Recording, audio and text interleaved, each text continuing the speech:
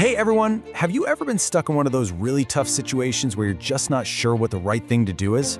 Well, today we're going to break down a simple, but honestly incredibly powerful framework that can help you make those difficult choices with a lot more confidence.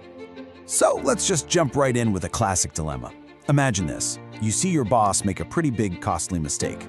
You are the only person who saw it happen, and they seem totally oblivious. So, what do? Do you speak up and risk all that awkwardness, maybe even conflict? Or do you just stay quiet and hope it all blows over? Keep that scenario in the back of your mind as we go through this. You know, what's funny is that whether we realize it or not, when we're faced with a choice like that, our brain kind of follows this hidden script to figure out what to do. And if you can understand that script, you can start to master it. And it turns out that script has 4 key parts. You can think of them as pillars that act as our internal compass for figuring out right from wrong. They are moral awareness, moral judgment, moral intention, and finally, moral action. Okay, let's dive into this one step at a time. So, where does it all start? Well, the foundation of any ethical decision begins right here, with this very first pillar, moral awareness. It's really all about just recognizing that you're even in a moral situation to begin with. So, what is moral awareness, really? It's that moment you realize a situation isn't just, a business problem or some social awkwardness. It actually has a moral weight to it. It's like an internal alarm bell that goes off, signaling that a choice involves right versus wrong. To put it really simply, this is that wait a minute moment. It's when you pause and realize what you're facing isn't just about making money or being efficient, but it's about things like honesty or fairness or responsibility. And honestly, without this first step, none of the other pillars even have a chance. Okay, so you've recognized the moral stakes. Great, but now what? You have to figure out what to do about it. And that brings us right to our second pillar, moral judgment. This is the stage where you start to really weigh your options. You're looking at the different paths you could take, and you're trying to figure out which one is the most ethically sound, the one you can actually justify as being the right thing to do. This slide just visualizes that internal debate perfectly, right? Going back to our boss problem, on one hand, you have path A, say nothing.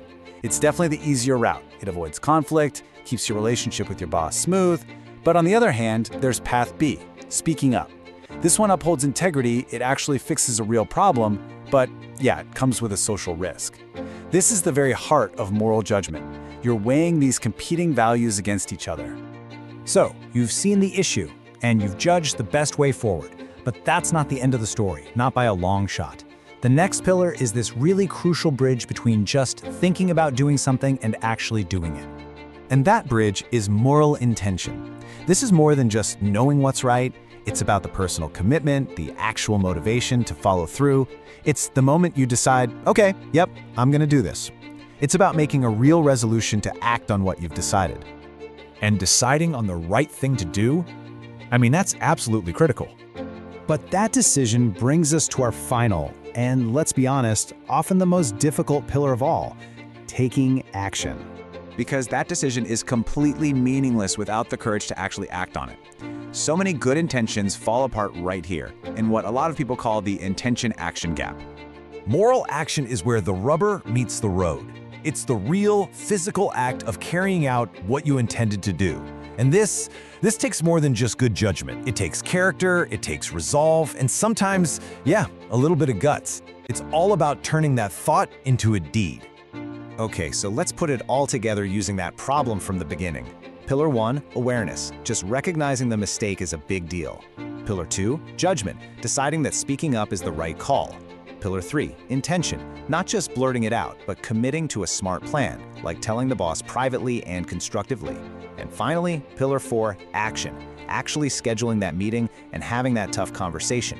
You see how this process moves you from just a vague, stressful problem to a clear, actionable plan? So as we wrap up, I'll leave you with a question to think about. Looking at these 4 pillars, awareness, judgment, intention, and action, which one is your biggest personal hurdle? Where do you tend to get stuck? Is it even seeing the issue in the first place? Is it deciding what's right? Or is it committing to it? Or maybe it's taking that final concrete step. Figuring out your own personal sticking point, that's the real key to becoming a better decision maker.